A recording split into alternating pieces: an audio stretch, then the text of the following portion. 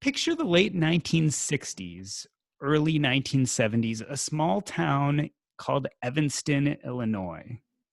Back then, the school district decided that it wanted to try to integrate the school systems, but it wanted to do it in such a way to redraw the lines so that people of color could walk to the schools from where they lived and still integrate the schools 20 to 30% Black. Now, at this time, there were 5 or 6 different elementary schools, and they were able to change the school lines perfectly, except for one school. There was one school that no matter how they drew those lines, the numbers didn't come out. So it was decided that people of color would be bused into that one elementary school. And my mom can remember that first day walking my eldest brother to school and watching the school buses pull up and the Black kids walk out.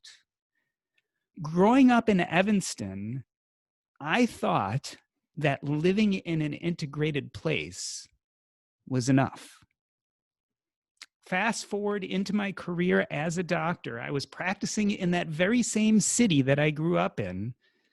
And I had an African-American patient who I sent for surgery for a gallbladder problem, and he died unexpectedly on the operating table, and it was very sad.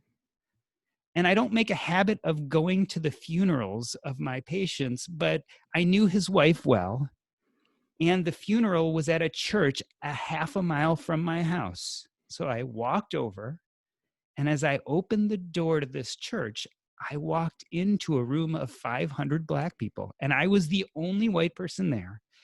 And as I watched people mourning and joking and celebrating and crying, it became obvious to me that there was this whole community that existed right in front of my face all these years that I had never seen.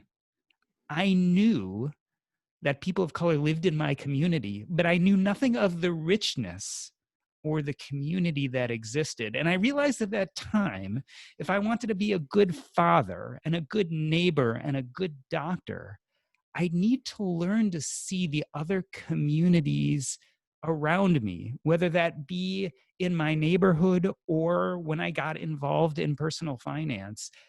And back then, I thought that if I could just widen my lens and see those other people, it would be enough.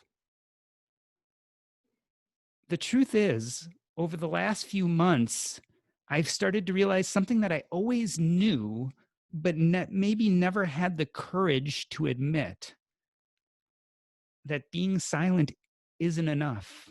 Sometimes knowledge itself isn't enough. But then that begs the question, how do people like me help? How do we make a difference without hurting? To discuss this question, I have a good friend here, Tanja Hester. Now, Tanja is the writer behind the ever-popular blog, Our Next Life. She is the author of the best-selling book, Work Optional, Retire Early, The Non-Penny Pinching Way. And she has been someone who's been talking very clearly and courageously about racism, sexism, gender equity, and social justice for years. She's been talking about it before it was the popular thing to do. Tanja, first and foremost, it's really good to see you. I feel like it's been a while. It has been. Thanks for having me. It's nice to see your face. These are such strange times we live in for so many reasons. It's strange because many of us are stuck in our homes, trying to do the right thing by helping control this pandemic. But it's a strange time because of the environmental, economic, and social upheaval that we're all going through. I would say go back a few months ago. It would be almost normal, especially for us in the personal finance community, to limit those things we discuss to things like real estate and tax optimization and investing. But we didn't talk a lot about politics or equity, or at least many people thought that we shouldn't. Did we get it wrong? We completely got it wrong. I think for years there has been, and maybe forever, there's been this sometimes unwritten, sometimes very clearly stated rule that we're not supposed to talk about politics. And if you define politics as talking about overtly partisan matters, saying, here's who we have to vote for president, or here is a law we have to support, it's totally fair to leave those things out of the discussion because that's not always helpful. And we're trying to talk to a lot of people who might have very different beliefs, and we want to be respectful of that. The problem is that we live in a society now where one side in particular, but sometimes both, are saying, don't make it political, while at the same time politicizing just about everything.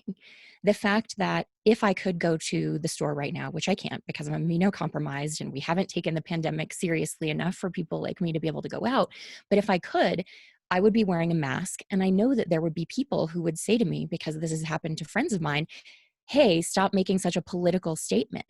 Wearing a mask, trying to protect your own life and protect the lives of others has become politicized. Wanting to be able to afford to go to the doctor, having access to healthcare is politicized. Being a woman and saying, I deserve to be paid equally to men has become politicized. So if you're going to call everything political, then you can't also say, don't make it political, because you've by definition declared everything part of that sphere. So I think we have to be braver in personal finance and be willing to break that taboo a bit and say, a lot of the stuff we're calling political is just simply indisputable fact. There is a racial wealth gap. There is a racial income gap. There are gaps that exist for essentially every population that isn't a heterosexual, cisgendered, white male with no physical or mental disabilities. For everyone else, you're somewhere lower on the socioeconomic spectrum. And we have to acknowledge that. And doing so is not getting political, it's simply acknowledging reality. And what good are we if we can't speak from a place of reality? Let's talk about reality a little bit. I want to read you a quote I came across on Facebook. And often I see these types of quotes and I don't know how to move forward. So let me read this to you. This was a quote I saw. Basically, no white person alive today ever owned a slave. No black person alive today was ever a slave. We can't move forward if people want to keep living in the past.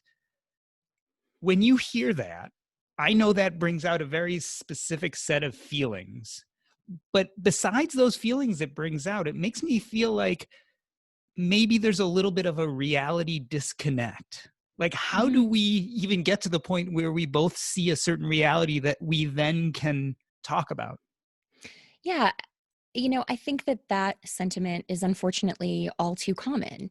And maybe that's true. Let's accept no one today has owned a slave in the US in the technical sense of it, owned a person. Um, but we never, as a country, reckoned with slavery. We never made reparations from it. We have seen echoes economically, socially, police violence focused to this day. So we like to talk in this country and we educate children that civil rights issues are things that happened in the past. We got rid of slavery in the 1860s. We fixed civil rights in America 100 years later in the 1960s. We don't talk about it as something that exists to this day. And we're talking on the day when the Supreme Court has just said that Title VII of the Civil Rights Act does, in fact, protect LGBTQ plus people from workplace discrimination. So until this morning, it was legal to discriminate against gay, bisexual, transgender people in quite a few states. Some states had outlawed it, but certainly not all. And so talking about civil rights as something in the past is incredibly harmful to the discussion. We have to talk about it as something that still exists now because it simply factually does.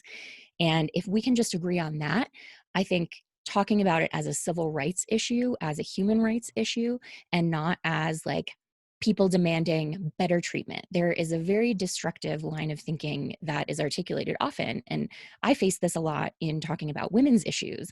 I am a completely white person. I do not claim any lack of privilege from my skin color, but women have a different set of circumstances than men do in the world. And something that will often be leveled is this argument of, well, you want more rights than me, or that if I get more rights as a woman, you as a man will have fewer rights. And it's this fixed pie fallacy, this idea that my rights somehow impinge on yours, when in fact, everyone having equal rights, it doesn't hurt you at all.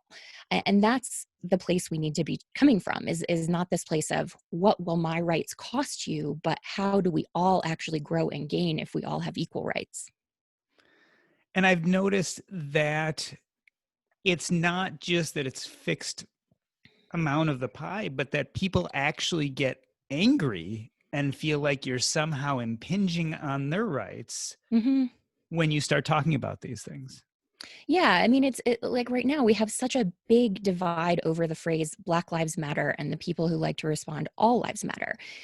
Black Lives Matter does not say all lives don't matter. It doesn't say Black Lives Matter more than others. It simply says we have undervalued Black lives relative to others, which is indisputably true on every single measure, whether you look at wealth, you look at educational attainment, you look at advancement in society, the people we look up to. I mean, literally every measure, incarceration, it goes on and on.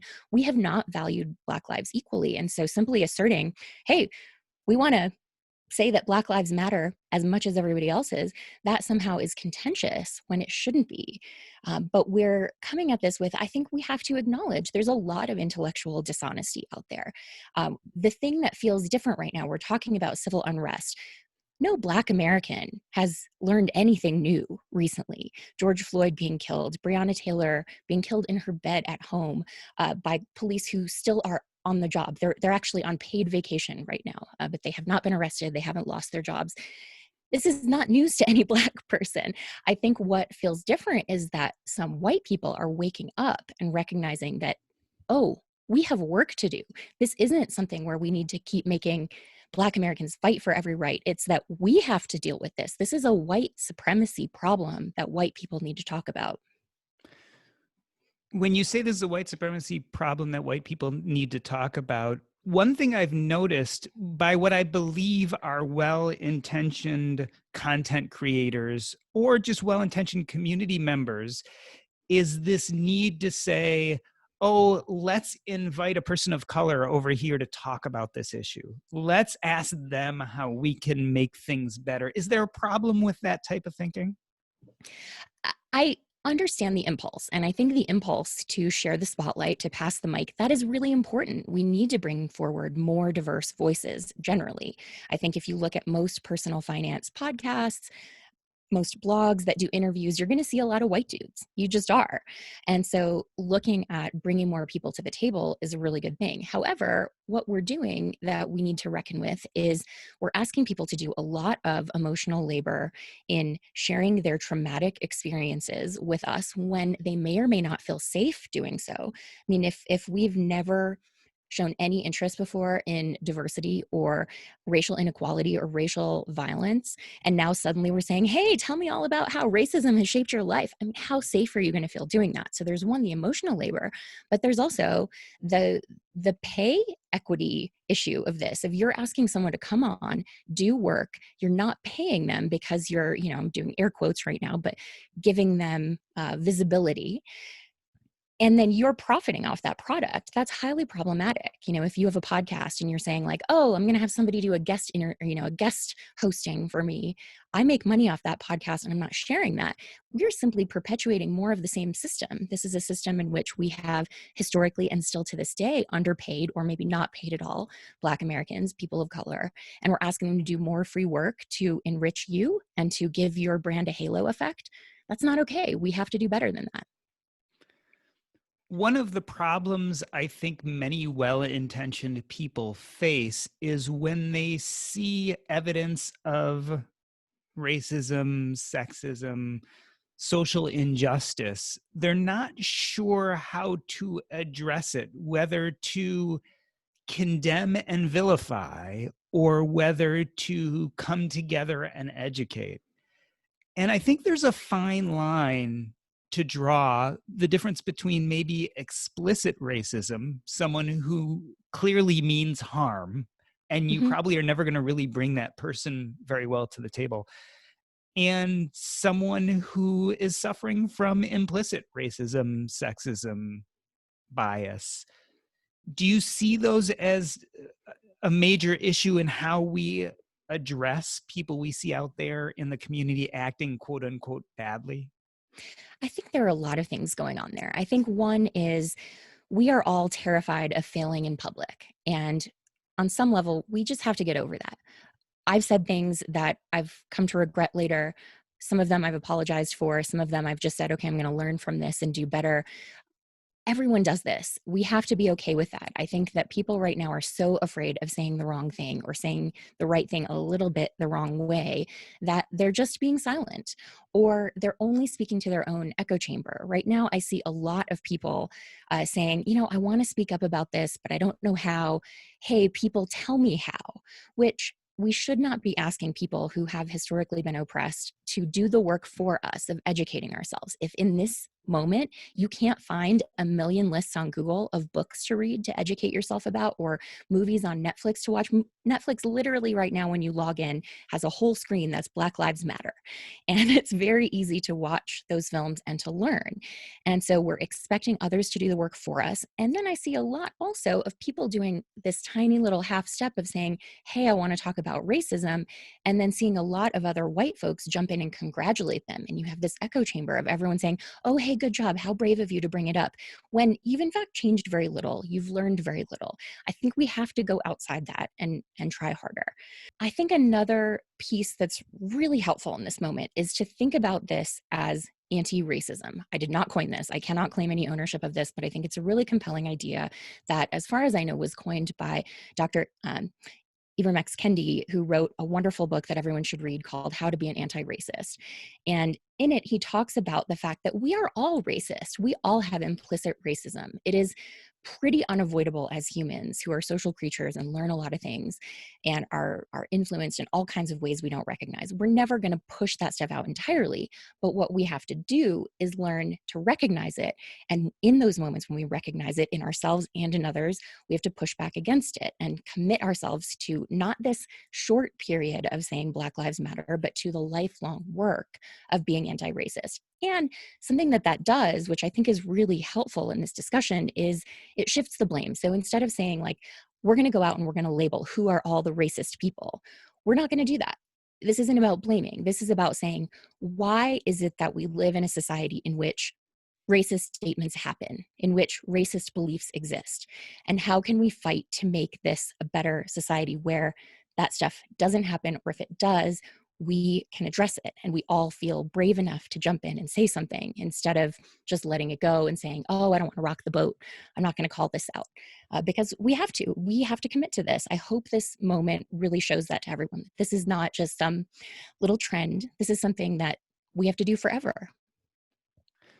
Your response makes me think of two things. The first part of it, quote, or I should say, paraphrasing Angela Rosman, who was on Stacking Benjamins recently. And she mentioned this idea that instead of going to a person of color and asking them what they're going through, that sometimes it's appropriate to Google it and find those people who are already putting in the emotional work, as opposed to bringing that emotional work to someone who might not be at that place, who's ready to talk to you about such things. So the first part of what you said really connected me to that idea. The second part, I'm wondering, there are a lot of content creators like me out there who see other content creators put their foot in their mouth, right? They say Mhm. something, you're like, ooh, that was dumb. And then you see them pay a price for it. You see them pay a price socially. You see them pay a price with their businesses. I don't have to give specific names. We've seen this before in our community. Me personally, I've decided that the cost of not trying to speak about these things is greater.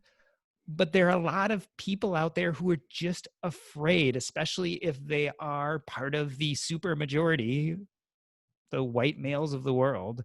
They're afraid to communicate or to get to those more difficult topics. Is there a real fear that you could lose your following, your business, your connection to your community by saying the wrong thing? I think the fear is real. I don't think though that it's right. The phrase "it's not the crime, the cover up." comes to mind, because I think that's really what it is. If someone says something and it's wrong and people correct them and they say, oh my gosh, I never thought about it that way. I have some learning to do. I'm going to go do some self reflection. I honestly think they wouldn't pay a price in most cases. What causes people to get that backlash is when they hear some critique, they hear someone say, have you thought about it this way? And they double down. And that's a very knee jerk reaction. We get defensive easily. Someone comes at us and says, you're wrong. We tend to say, no, I'm going to tighten up and tell you why I'm right. If we would be more open to that feedback, I honestly think people would feel much less fearful, if and this has happened with me. So this is a very minor example, but my last post on the blog was about what the personal finance community needs to do to stop upholding systemic racism, and I wrote a few things in there that I was corrected on. So one was I referred to Black Americans pre-Civil War as slaves in slave states, and someone wrote me a very thoughtful note and said, actually, we need to refer to them as enslaved people.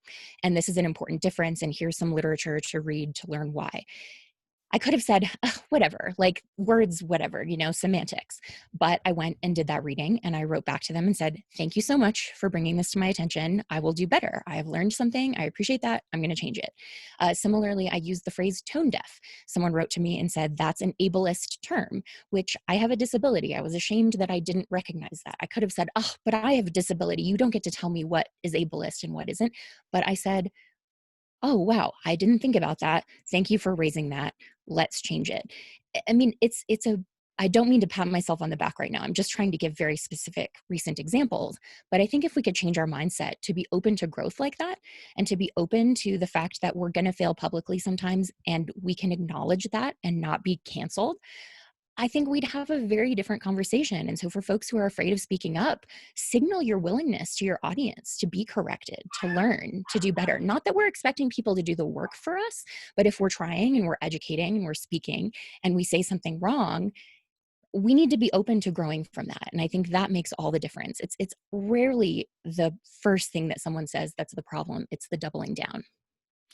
Yeah, I can definitely agree with that. From my own experience, we had an episode of the What's Up Next podcast. Now we're obviously Earn Invest, but when we were What's Up Next, where we had a content producer on who a large part of our community felt shouldn't have a platform. I wonder who And that was. yeah, and there was a very contentious conversation, and I was on vacation at the time, and, responding on Facebook because people cared enough to comment. And most of my responses, I had to really check myself with each response about where I'm coming from when I'm making this response and how to show my intentions of what I really wanted to do or not do. And I ultimately decided not to publish that episode because my community spoke. And my decision is, if this is what my community is telling me, then I better listen and learn and grow from this. But it was a hard lesson. I don't feel like I lost any followership, so to speak. I certainly got a bad review here or there. But I can look back and say I grew from the experience. But going through it, I was sweating a little bit. Sure. Yeah, no, and I think anytime we speak up against the status quo, it's always going to feel hard. And I think getting used to that discomfort is important. I think also, hearing you talk about that, I applaud your decision, but I also am reminded of the quote, which at this moment, I wish I could remember who said this. It may have been Rachel Cargill, who's amazing, but I'm not sure. But someone said that this cannot be an exercise in self-improvement for white people. This is ultimately about fighting for Black lives. And I think we would agree also Hispanic, Latino lives, disabled lives, Native American, Indigenous lives. I mean, this is about trying to recognize the role that viewing white people as the people in charge, the people who should have the opportunities, what that has meant for so many in our society. But if we view this as, I'm going to try to earn gold stars for saying the right things, or I'm going to try to be seen as one of the good white people, I'm putting good in air quotes, that ultimately distracts from the entire point. And so one of the things that I hope we'll all strive for, and this, I say this to someone who loves gold stars more than anything. I love being told that I'm doing a good job. I love being told that I'm courageous and speaking out. But this isn't about me. This is not about me. It's simply not. It's not about you. It's not about any of the white folks listening. It is about how have we been complicit or silently complicit, they are the same thing, in a system that has harmed others, whether we noticed it or not. And now we're starting to notice it. How can we fight back against that, even if there's no personal glory, even if no one's going to say, hey, good job? This is something that is our responsibility to take on. I think in personal finance in particular, that includes being very thoughtful about who we're giving platforms to. And I know in that example of the story you just shared, that was someone with quite extreme views. But I think we need to move that bar even farther, because just like I started out talking about with politics, we have got to start recognizing that those who insist that money's not political, or who insist that we not make things political, don't go there, don't go making this political. I mean, literally every time on my blog that I mention the Affordable Care Act, I get tons of comments from people saying, stop making it political. It's like, this is just the law. I'm talking about how you get health insurance. This is not a political statement, even though I agree with the Affordable Care Act. But that viewpoint of don't make it political is an argument for the status quo, and the status quo is unjust. And so we've got to be very careful about giving platforms to those folks too. It's not saying everyone has to agree politically, but we have to acknowledge that money is political, that money has impacts on people, particularly people of color and women, people with disabilities, immigrants. So that's just simply reality. And why would we give platforms to people who don't even acknowledge reality? Yeah, I like that statement. The status quo is unjust. And again, there's those basic reality points that if you can't agree on, it becomes hard to have a conversation. And I think that's definitely one of them. You mentioned the gold star phenomena, and I've heard this term virtue signaling coming up, and I had never heard that term before. So kind of, Oh, try being a woman on the yeah, internet. You'll hear it all the time. it snuck up on me, I have to say. And so what, how do we separate being someone who's not in it for themselves and saying and doing the right things versus someone who's virtue signaling? Like, where is that line drawn? Yeah, so the idea of virtue signaling is that you are just saying something to show that you are woke, air quotes again, or because woke is an appropriated term from the African American community. We should all acknowledge that. We shouldn't use it casually. But to show that you're a good person, or you're, socially progressive or something like that. That's the idea of virtue signaling. However, it's generally used in a way to silence people and to avoid engaging with your argument in a substantive way. So if you have ever said to someone, oh, that's virtue signaling, first, asserting that something is virtue signaling is itself virtue Virtue signaling. signaling, yeah. So you need to consider that, but consider why don't you instead engage with the argument substantively? So whenever people now accuse me of that, I just have a tweet that I copy and paste where I've addressed this in the past. But what you're getting at, I think, is the idea of performative allyship, or performative, action, where you're doing something just to put on the performance of activism rather than actually engaging in it. I think the term performative is even becoming a bit of a silencing technique. But that aside, I do think it's really important to look at, what is your motivation? Are you saying this because you want the sheen of being a person who is socially involved, or are you doing it because you care and you actually want things to change? If it's the former, that doesn't mean you're a bad person. It just means you have a lot of growing to do. And if you commit to that, you can go from being someone who is performing social justice or performing equality to someone who's actually fighting to dismantle racism and systemic inequality. So don't view it as it's a bad necessarily, but just as it's the first step and you need to grow way past it. Yeah, I'm a big fan of this idea of intention, because Mm-hmm. it's so easy to get it wrong, either in your own actions or interpreting other people's reactions and interactions. It's really trying to figure out what your intentions are. And if your intentions are truly to move the ball forward, help people make this a more just society, or is it, as you were saying, to get those gold stars and to have people look upon you favorably?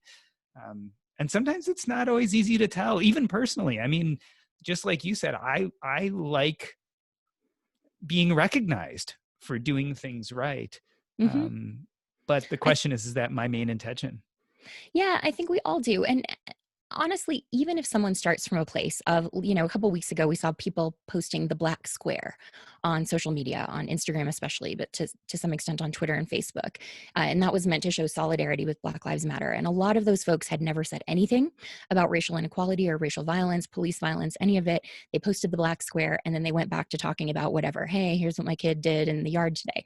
Um, Honestly, those feel shallow, but it still made a big impact. And it still showed a lot of people of look how much solidarity there is. Some of it was more sincere solidarity than others, but maybe some of those black squares that were posted out of insincerity still helped to win others over and show the scale of the support. So I think it's more complicated than just saying some people are in it for the right reasons and some people are in it for the wrong reasons. I think it's much more helpful to say, how can we all keep growing on this continuum of going from a place of maybe you just post a black square and say nothing else to becoming very outspoken about this and talking at work. I mean, these are the things we really have to do. We have to be willing to fight for equality in the workplace so that we aren't paying Black employees less, so that we aren't hiring them less, so that we aren't hiring LGBT employees less frequently and Latino and Indigenous employees less frequently. So this is a big fight. And if you are just posting the black square and then going back to your job where Black women earn 65 cents on the dollar to a white male, which is the national average, that's not okay. It's what do you actually then do with this other than just the public statement? But look at it as room to grow, not as who do we condemn or not. I think calling people out for that is less helpful than remembering what the fight really is. I will tell you that when I do see the black square or the Black Lives Matter moniker on someone who I believe is not involved at all, it does give me that pause and say, wow, that person was pushed enough to start taking at least some action. And it has surprised me a little bit that I've seen some people who I just didn't feel were involved in those kind of conversations putting a stake in the ground and at least saying, I'm willing to go this far and say, no, this is not all right. Yeah, and that is progress. That is something. What we need to be careful not to do is to be overly congratulatory for that. We can't say, "Oh, hey, good job. Way to take a stand," when they've done one little thing. I mean, that's good. We should keep encouraging that, but any congratulations we give, gold stars we give, that suggests that the fight is over. And it's not. Everybody has to step up and do a lot more. We need to have these conversations with friends, family. If you create content, on your platform, this has to be something we commit to over the long term and not something where we go, oh, I posted a black square. Good job, me. Let's move on. Let's talk about that a little bit. I'd like to spend some time talking about how people like me, in a sense, who think deeply about these things, but didn't always feel pushed to make at least public actions, right? So I always felt like in my own life, I was trying to create as much equity and fairness and collegiality and trying to be what I thought was a good person. But as I kind of said in my intro, I always kept on telling me, okay, it's enough. You're not feeling these horrible, hateful feelings. So that's enough. You live in a place where Black people and white people and Latino people and LGBTQ people and transgender people and where you have all sorts of different kind of people, to this point where I realized that maybe I wasn't being as courageous as I should have been in the past. How do we start? Like, are there simple things that the non-courageous person can start with to dip their toe in the water and to start making positive movement forward? I think there are several things we can do. One, in terms of mindset, I think that a central issue that we have in the US, and this is everything I'm saying is true in Canada, by the way, as well for Canadian listeners. Canada has all the same racial gaps that we do and equally horrible history with First Nations people, Indigenous people. Um, but a mindset that we have in a lot of, I would say, the dominantly white world, which doesn't mean we're the majority, but we base our society around white people, we center it on them, is this belief that our experience is universal, that because I experience something, you experience something. I did not have any barriers to go to a good college, and therefore that must be true for everyone else. So anyone who claims to have barriers is whining about it and just needs to try harder and be more dedicated. That is a mindset that most of us carry around that's incredibly harmful in so many spheres of life. If we can simply acknowledge, hey, my experience, what I went through, I'm not going to assume you went through that. I'm going to assume maybe every single one of your circumstances was different from mine. Just that simple shift is incredibly powerful. Then I think it's really important to do real work and real education, because I think that most white Americans were poorly educated on racial history and civil rights in school, and we are not currently educated by the media about it. And so we need to read some books, watch some films. Netflix has a great assortment up right now that they're featuring on Black Lives Matter. There have been plenty of books that have been mentioned, but How to Be an Anti-Racist by Dr. Kendi is a great one. So you want to talk about racism by Ijeoma Oluo. I always say her name wrong. It is tough for my mouth, but Oluo. That's an incredible book. They include personal stories, but also really posit ideas for how we can move forward. There is a book by a white author who I hope she'll donate all her profits from profiting off this moment to Black Lives Matter. But that book is called White Fragility by Robin DiAngelo. And that is a good one too, to think about why white people have such a hard time engaging on some of these issues. So I think doing some of that work, even reading one book, but I think we can all do better than that, is a good place to start, to just start to really understand this, to understand the trauma that people carry around, even if they themselves were never enslaved, the fact that their ancestors were. I mean, Black Americans today, for the most part, those who have descended from enslaved people, don't know their country of origin.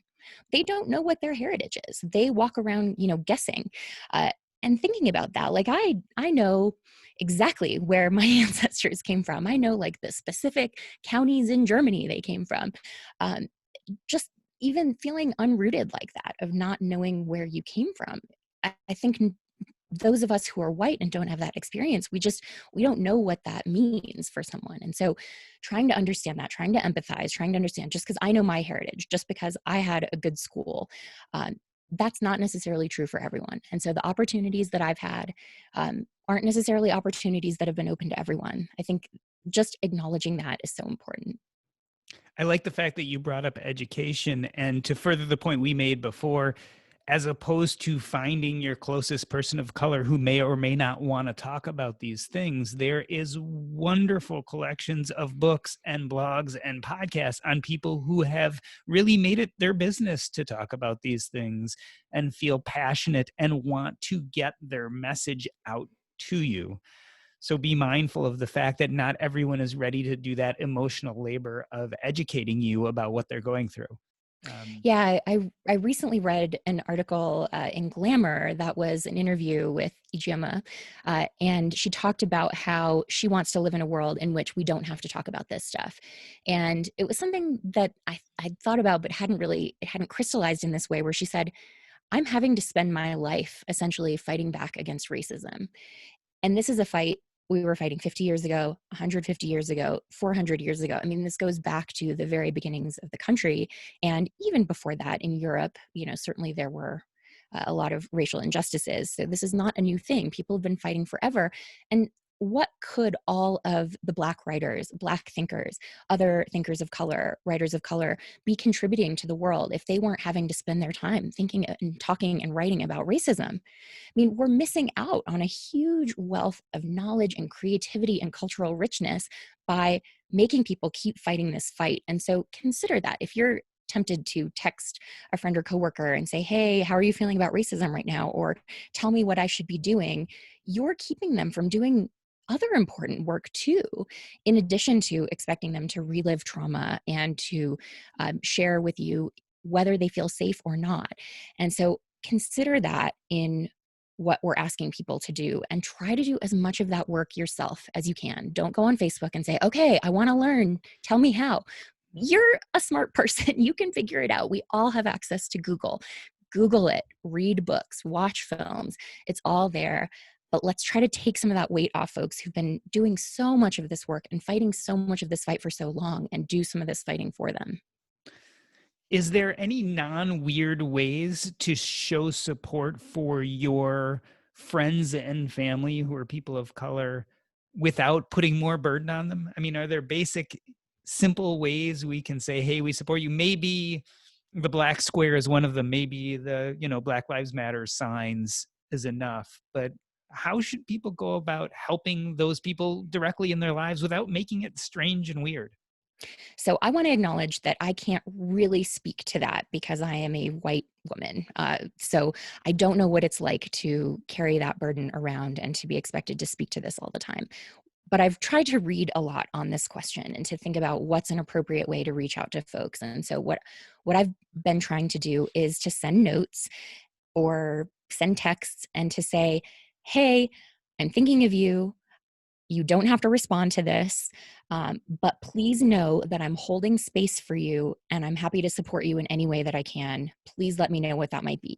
A lot of it is with friends who are bloggers and things like that, and say, like, is there anything you're working on that I can help support? So it makes clear that I'm not expecting them to inform me. I'm not expecting them to even respond at all, which is more emotional labor on their part. And the holding space part lets them know that they won't be a burden to me if they ask for something. That, like, hey, I'm specifically holding this space for you right now. Please let me know what I can do. Um, that's from what I've read. Uh, Something that is much more effective than sending a long email and saying, "Hey, I feel really guilty. White people are the worst." Anything like that, where we're sharing our guilt, um, is this is another quote out there that I love, but the idea of making them swim through our white tears, um, in addition to fighting, is really not fair to people. We don't want to center our own feelings in this and make it about how I feel so bad. We want to make it about, this is the fight we need to be fighting. Yes, I can feel those things. I can feel guilty, but it's not for me to put that on others. I can feel that in private. I can write that down in private. That's something that I think we should all consider too, is let's not make it about white guilt. It's been about white guilt forever. Let's make it about Black lives and racial justice. Yeah, I really like that concept of the short note saying, I'm creating space for you and I'm here, but not requiring anything specifically back. Because Mhm. again, we get to this point of how do we, and this is the question I asked in the beginning, is how do we help without hurting? And unfortunately, sometimes our first idea of how to help is some of those things you're talking about, is assuaging our own guilt or making the situation more emotionally fraught for someone who's already struggling for where they are. So I think that's a wonderful way, and certainly one I plan to use. Um, we talk a little bit too about content creators, because a lot of people who listen to this, and a lot of us create some type of content, whether it be a blog or a podcast or even a tweet. I was interested in a recent blog post. You talked a little bit about the language we use. And Mhm. we hear people say things like slave labor or the becoming a wage slave, and how destructive that kind of language can actually be. I have to admit, I always stayed away from using that word in that context, but I've used words like indentured servitude. I certainly see how easy it is to use that language without realizing the negative downstream effects. For sure. And I think that we as a community have just not really confronted this before as we perhaps should have. I think some of us have talked about it, but we've made that conversation more private.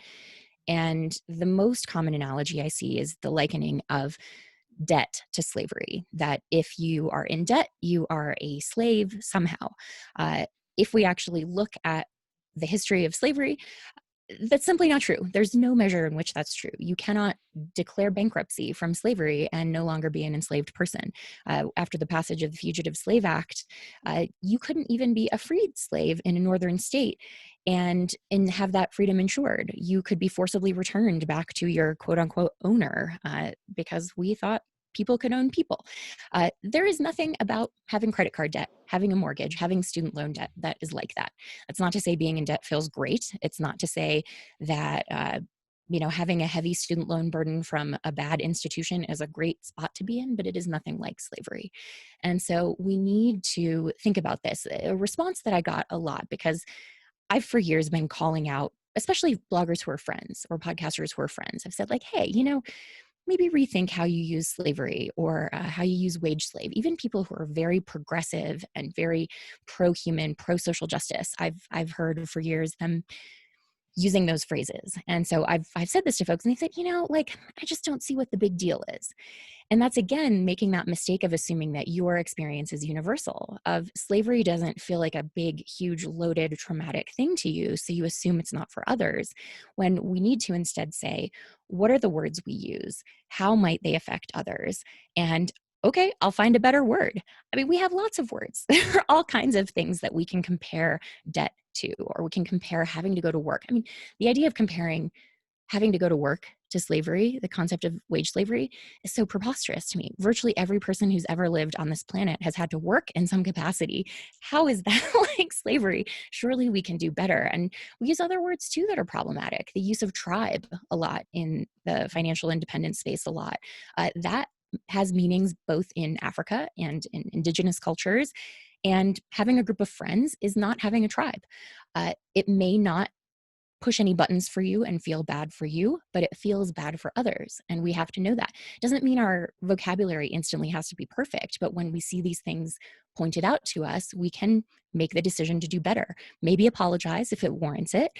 Maybe not, maybe just move forward and do better. But we have to keep learning. We have to keep listening. That's so important. I think the listening piece is really so key, because I think we're so quick to say, no, this is my perspective. I don't need to listen to anybody else. When you first asked me to have this conversation, I said, yes, I would love to talk about this. But I also thought, I'm a white person. It's weird to be trying to be the voice of this in some way. And so I see my role not as representing people of color or Black folks, but of trying to talk to my fellow white folks and say, how can we do better? But we really need to listen to people of color. And that's not to say we expect them to do all the work, but when they say, hey, we need this thing, or this means this to me, we need to listen. Yeah, and you and I have had this conversation, this idea that we as non-people of color have to work together to improve things above and beyond asking for input from people of color. I think there's a time and a place for that, especially for people who actually want to play that role. But we also have to do some of that work together as non-people of color. And that was a big reason I wanted to have this conversation with you, is because I think you're one of the people who's willing to have that conversation. Thank you. I appreciate you saying that. I think the line that is tricky to walk, but that we have to keep trying. And I think we have to expect that we're going to fail sometimes and that we're going to get back up and try again and keep going, is we have to have these conversations. This has to be something that white people talk about from now on, where we are willing to cross a line that feels like it's impolite and call others out. We can do it in a gentle way, but we still need to do it. But we can't center ourselves in this. And that's, I think, the difference of it's ultimately, what is the fight? The fight is for racial justice. Who is it for? Very much for Black lives, for Black folks, but also other people of color. It's not for us. We are trying to right a wrong. We can't be the heroes of the story, and we can't be patting ourselves on the back. We've talked about that a lot. But it's making sure that when we bring folks in or we ask them for input, that it's not in a way that is tokenizing anyone. Think about it, like, how much of your life do you spend speaking about the experience of being a white person? I'm guessing before this month, very little. Yeah, pretty much. Yeah, but we expect women to talk frequently about what it's like to be a woman. We expect disabled people to talk constantly about that. We expect people of color to talk about that experience. And so that is tokenizing. Tokenizing is when you say, okay, I'm going to let you, a white male, talk about whatever you want, what your interests are, what makes you distinct as a person. But you, as a person with some marker of otherness, non-white maleness, you have to speak about that identity. We can't do that. We just can't. We have to make a decision to include people as people, but also recognize that people bring different perspectives, that teams are stronger, that companies are more profitable when they're more diverse, and make that something long lasting. And also, I think, in terms of not centering ourselves, like, if you bring folks together to talk about something, don't expect that you as the white person are going to lead it. Maybe you're passing the baton and saying to someone, hey, I have this idea. This is something that's cool. What do you think of it? Do you want to have this idea? It doesn't always have to be like, oh, we just are trying to check boxes. That's my fear from this, is that we get more diverse, but it's diverse on paper. It's not diverse in reality. So that is something we have to look out for. It'll be interesting to see how this whole discussion evolves. So we've talked about ways that we can do things better. One is certainly education. We talked about ways we can talk differently. We talked about ways we can work through this with each other. One thing we haven't talked about, but is actually a fairly easy way to support Black Lives Matter as well as people of color, is to buy Black products, is to Hmm. consume Black people's content, is to support those causes that come from Black people who are out there in the world who care about things. It's a fairly easy way to support people. Absolutely. That's something that anyone can do. We've been making a point for several years. It obviously doesn't apply right now while we're in quarantine, but we've made a point for years of, if a new movie comes out that is a woman driven superhero movie, or like Black Panther was a great example, a Black driven superhero movie, or a Crazy Rich Asians was another one. Of, you don't see rom-coms with Asian leads very often, of going to that movie on opening weekend. Show your financial support, because we have a lot of systems that are still built on the belief that uh, a superhero or a movie star is a white male.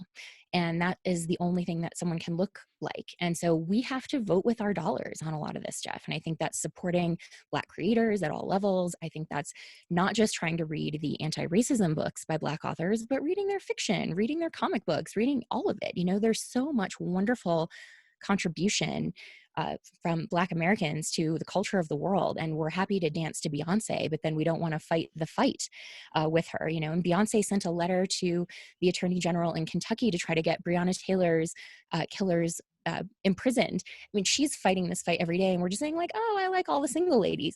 We have to do better than that. And I saw the quote earlier today. Again, I wish I could recall who said it, but it's not enough to be an ally. Allies are someone who cheers you on. What we need to be is accomplices. We need to be in the fight, and that means not just out in the protests or where we donate money, but also what we buy, what companies we support. That means not only supporting Black businesses, but not supporting the businesses that underpay their Black workers, or that don't hire Black workers or disabled workers. We could, again, you know, fill in any marginalized category, but it's really all those pieces.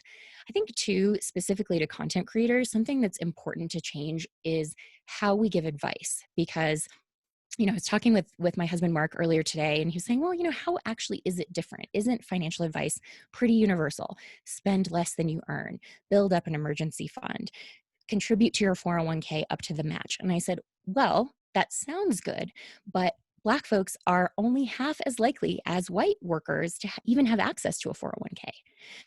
Black families and individuals have been discriminated against with mortgages. They've been discriminated against with redlining for home ownership. So we currently see, actually, the rate of home ownership for Black families is currently lower than it was when it was legal to discriminate against them in lending. So we're seeing backwards progress. And we need to stop acting like the advice we give is universal. And if you can't follow it, that you're at fault, rather than that the system is, some would say broken, some would say functioning as intended. But in any case, the system is not equal. And we need to acknowledge that in the advice we give. Yeah, I definitely know as a content producer that sometimes it's hard to identify barriers that you yourself have never had to leap over. And I think that's a perfect example of it. They're just things that we don't always understand because we're not living them. True, but I think that's also a choice not to read research, not to stay informed. And I think it's on us as creators, if we're going to speak up and say, hey, I know something about money, you should listen to me. It's our responsibility to make sure that we understand the full picture as much as possible. We're always going to miss something. We will always have blind spots, but it's on us to try a little harder to be better informed. So let's talk about the future a little bit. Do you think these changes, at least in the personal finance sphere, we can talk about the world too, but in the personal finance sphere, do you think these are durable changes? Do you think the world has changed? I don't think the world has changed. I'm hopeful that this attention that folks are paying will lead to some better things. But I think we have to acknowledge that historically speaking, change is slow and people tend to forget about it quickly. That could look very different in a year if we commit to this. If we say we are going to take up this cause collectively as a personal finance community, we are going to acknowledge the gaps better. We're going to talk about the lack of opportunities that some folks face. We're going to work ourselves to create more of those opportunities by paying Black creators and other creators of color what they're worth. There are things we can do, but they are going to require some changes. And so I think where this goes is wholly reliant on that. If we just say, hey, okay, I gave some money, I marched a little, I posted some stuff, and now I'm going to go back to business as usual, I don't think we're going to see lasting change. But if we make up our mind to do better, to acknowledge that money is political, to acknowledge that systems are in place that impact this stuff. Like one of the arguments I frequently hear is, well, the Black wealth gap is explained by poor education. They just like Black folks come out of school worse educated. Well, that's a choice. We have made that choice as a society. We have decided to underfund predominantly Black and Latino schools, and particularly Indigenous schools. We have made the choice not to better invest in those schools and to help everyone get up to the same level. And so to act like that's somehow a person's fault for going to that school is so deeply unhelpful. But if we can actually look in a more clear-eyed way at this stuff and be less afraid of failing, recognize, okay, I'm going to get some stuff wrong. I'm going to get corrected along the way. That is how it's going to go. And we're all going to learn together. I think we could see some change, but we can't sugarcoat it. This is not going to be the flood. We're fighting a lot of the same fights now that civil rights protesters were fighting 50 years ago in the 60s. So this is a long-term thing. And if we want it to be different, we have to really commit. Yeah. It's incredibly difficult to see the reports from the 50s and the 60s and the riots, and all the recommendations still hold true today because a lot of people never followed them. This is a time where it feels good and popular to stand up and decry injustice in the world. But certainly if we want things to get better, many of us are going to have to be willing to take this stance in 6 months or 12 months or 2 years when it is not as popular. And frankly, when it might be a little more difficult. And I think that's one of those hard pills to swallow. Is it feels good right now, but how do we start and continue to push change? I think a helpful frame to use in thinking about this is the more you can say now, the more you normalize others continuing to speak in the future, so that this isn't something where you tweet about your feelings on racial justice and people go, "Oh, yeah, we did that. That was so last year." Um, we have to say as much as we can at this moment, but then we have to just keep saying it. So if Black Lives Matter is a hashtag you're using right now, make sure you're using it next week. This is something, maybe you schedule it in your content schedule. If you're not a content creator, you're a person who's interested in money and living in the world, that you're making a point when you see a Black friend or colleague post something, that you're going to give that a signal boost. You're going to help others find their business. This can take many forms. It doesn't all have to feel like a conversation about abolishing the police. It's simply an ongoing commitment where the more we talk now, easier it'll be down the road, but then we're still going to have to talk about it, even if it feels like others aren't talking about it. Because if we let this go silent, nothing will change. And that would be truly the worst outcome. My children's violin teacher has a saying about practice. Instead of saying practice makes perfect, she says practice makes permanent. And in this case, I think your words really ring true, is that we have to get into the habit of speaking up about these things and have that be part of our everyday process, not in a way that we take it for granted, but in a way that it is first nature for us to call out injustice and act upon it. Tanja Hester, it has Absolutely. been wonderful having you on. She is an author and a blogger. Her award-winning book is Work Optional, Retire Early, The Non-Penny Pinching Way. Thank you for coming on and talking about these very important things. Thank you for taking up the topic. You can tell I'm passionate about it, but it's so important for all of us. I definitely agree.